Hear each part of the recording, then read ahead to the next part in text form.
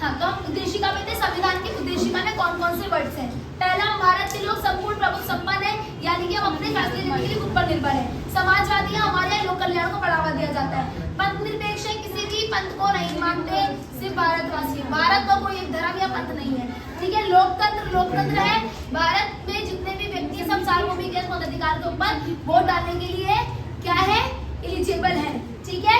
और गणराज्य यानी कि हमारे यहाँ पे राष्ट्रपति का चुनाव अप्रत्यक्ष रूप से होता है और राष्ट्रपति का चुनाव होकर ही राष्ट्रपति बनते हैं, ठीक। इसके बाद आता है न्याय। भारत के संविधान यानी कि उद्देशिका के अंदर, संविधान की उद्देशिका के अंदर क्या दे रखा है, न्याय के बारे में दे रखा है। न्याय, 3 न्याय के बारे में दे रखा है। कौन कौन से आ जाता है उसमें, सामाजिक, आर्थिक, राजनीतिक न्याय। स्वतंत्रता कौन कौन सी दे रखी है हमारे यहाँ, हमें स्वतंत्रता, हमें आजादी है विचार की, विश्वास की और धर्म की, उपासना की। धर्म की कौन सी, धर्म में कन्वर्ट और रिकन्वर्ट होने की, ठीक है। और भाषण अभिव्यक्ति की, कहीं पर भी अपना भाषण देने की, वो भी बिल्कुल शांति स्वरूप, और अपनी बातों को अभिव्यक्त करने की, एक्सप्रेस करने की, और किसी से सहमति या फिर असहमति जताने की। जैसे सरकार की कोई भी बात है, हमें सहमत नहीं है, हम सहमत नहीं है एनआरसी है, हम सहमत नहीं है सीए है, हम सड़क पर उतर के प्रोटेस्ट कर लेते हैं, प्रोटेस्ट करने का अधिकार है हमें, ठीक है। पर शांतिपूर्वक, आप पब्लिक प्रॉपर्टी को नुकसान नहीं पहुंचा सकते, आप सरकार की बसें नहीं चला सकते, वहां पे जाके इमारतों पे आग नहीं लगा सकते, समझ में आ गई। आपको अभिव्यक्त करने की अधिकार है, पर शांतिपूर्वक, समझ में आ गई। आपका अभिव्यक्त है, ऐसा करेंगे तो ये गलत है, राष्ट्रद्रोह सेडिशन का केस आ जाएगा आपके ऊपर। आपको सरकार की कोई बात असहमत करने की असहमति जताने का अधिकार है आपको, पर उसको गाली नहीं बक सकते आप, समझ गए।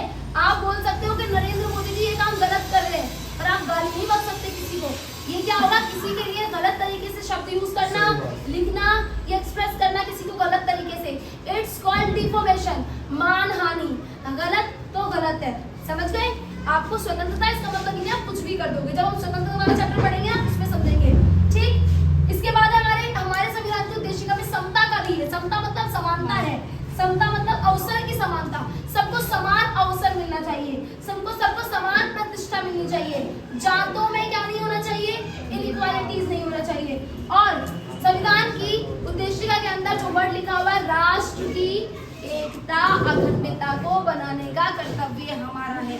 हमारा राष्ट्र एक रहे, हम लोग एक रहे, हम हिंदू, मुस्लिम, सिख, ईसाई, जैन, बुद्धों में ना बटे, हम सिर्फ हिंदुस्तानी रहें, ये हमारी उद्देशिका कहती है। अपनी अखंडता को बनाए रखें, अपनी एकता को बनाए रखें, क्योंकि इसी से क्या है, हमारे देश की गरिमा व्यवस्थित रहेगी और देश भी कायम रहेगा। यदि हम टूटना शुरू होंगे तो यहाँ पे हमारा देश भी टूटना शुरू होगा। यानी कि हमारे देश की संविधान सभा के सदस्यों को पता था कि कहीं ना कहीं हम लोगों के दिमाग में कीड़े हैं, हम लोग जाहिल हैं इस मामले में कि हम धर्मों पे लड़ जाते हैं, हम मेंटल हैं। वही वाली बात हो जाती है कि हाँ, जब 1857 में 1857 में रिवॉल्ट हुआ था, लोग धर्म के नाम पर उछल गए कि भाई सुअर की चर्बी लगी है कारतूसों पर, है ना, तो अब हमारा धर्म भ्रष्ट हो रहा है। और 1757 से 1857 तक गुलाम बनाए जा रहे थे, उन्हें ये नहीं दिख रहा था कि हम गुलाम बनाए जा रहे हैं। हमारे देश में, हमारे अब्बा की जमीन पे अंग्रेज आके क्या कर रहे हैं, ये नहीं दिख रहा था। उन्हें ये दिख गया 1857 में सुअर की चर्बी लगा दी, कारतूसों पर मुंह से खींचना पड़ेगा तो हमारा धर्म भ्रष्ट हो जाएगा।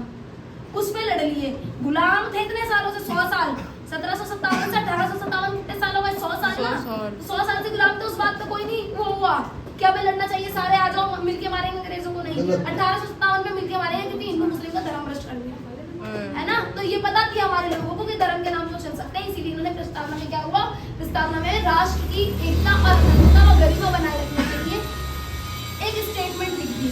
होप सो आप उसे पूरा करोगे। नेक्स्ट, इसके मुख्य सदस्य कौन कौन थे, जवाहरलाल नेहरू, उन्होंने उद्देशिका प्रस्तावना, ये जो मैंने अभी पढ़ाई, ये किसने बताई, ये जवाहरलाल नेहरू ने बताई।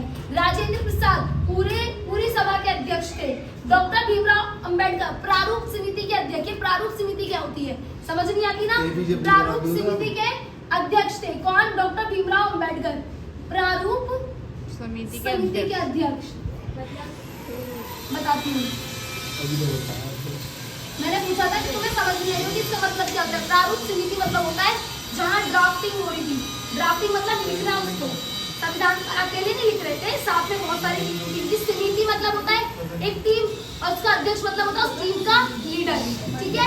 तो उस समिति के अध्यक्ष कौन थे, उन लोगों को ये बता रहे थे ऐसे नहीं ऐसे लिखो, इस वर्ड को ऐसे नहीं ऐसे लिखो, यहाँ पे ये चीज आएगी लाइक दिस। और इनके साथ काम करने वाले दो वकील और थे, क्या नाम था उनका, अल्लादी कृष्ण स्वामी अय्यर, किया मुंशी, ठीक है। वर्ल्ड एजुकेटेड एडवोकेट थे ये भी, जिन्होंने संविधान सभा में संविधान की प्रारूप समिति की सदस्य बने और डॉक्टर भीमराव अंबेडकर के साथ इन्होंने काम किया, ठीक है। इसके अलावा महात्मा गांधी ने कौन ही नहीं जानता, ठीक है। एंड सरदार वल्लभ भाई पटेल, जिन्होंने पर्दे के पीछे का काम किया, बोले तो संविधान सभा में उपस्थित रहकर ना कि सिर्फ मतभेदों को सुलझाना बल्कि क्या, जैसे देसी रियासतों को हमारे भारत में मिलाना, ठीक है। जब 1947 में भारत पाकिस्तान अलग हुआ था, देसी रियासतों को हमारे संविधान में हमारे देश में मिलाना, ठीक है। और भी बहुत सारे काम किसने करे थे, सरदार वल्लभ भाई पटेल। इसीलिए सरदार वल्लभ भाई पटेल को एक जुमला कहा जाता है लौह पुरुष, एक नाम संज्ञा दी जाती है किसकी, लौह पुरुष की। किसी ने पढ़ाई करी क्या, ठीक है। सरदार वल्लभ भाई पटेल को किसकी संज्ञा दी जाती है, लौह पुरुष की। केवी पोकर, गोविंद वल्लभ पंत, ये दोनों किसके उसमें थे, हक में, केवी पोकर और गोविंद वल्लभ पंत दोनों अपोजिट थे। केवी पोकर कहते थे क्या कहते थे, विभाजन होना चाहिए, पृथक निर्वाचिका मिलनी चाहिए, किसको, मुसलमानों को। क्योंकि जब ये चल रहा था ना, एक टॉपिक चल रहा था पृथक निर्वाचिका का। पृथक निर्वाचिका मतलब मुस्लिम लीग बोल रहे थे कि हमें अलग निर्वाचन के लिए निर्वाचिका दे दी जाए, ठीक है। हमारे जो MP है, MLA वगैरह हम अलग बनेंगे। तो ये चीज से तो देश में रहकर देश का बंटवारा हो जाता, अच्छा थोड़ी है। घर में रहकर दो भाइयों के बीच में दीवार हो जाए, है ना। तो केवी पोकर कहते थे कि हाँ होनी चाहिए, पर गोविंद वल्लभ पंत कहते थे नहीं, ऐसा नहीं होना चाहिए, ठीक है। तो ये सभी मुख्य सदस्य थे, ये मुख्य आवाजें थी जो संविधान सभा की एक तरीके से स्ट्रेंथ बनी, पिलर बनी। और फिर क्या हुआ, फिर ये हुआ कि 14 अगस्त 1947 में हमारे देश का विभाजन हो गया। और विभाजन के बाद बहुत लड़ाई दंगे, कुछ मारे, कुछ चले गए, कुछ मरे, और फाइनली हमारे पास कितने लोग बचे, 292 बचे टोटल लोग जो बचे थे संविधान सभा में। और उसके बावजूद भी जो हस्ताक्षर हो पाए हैं संविधान के ऊपर, वो 284 लोगों के हो पाए, ये बात याद रखना। कितने लोगों ने लास्ट में संविधान में हस्ताक्षर किए, 284 लोगों ने संविधान पे हस्ताक्षर किए। And chapter is closed right now finally.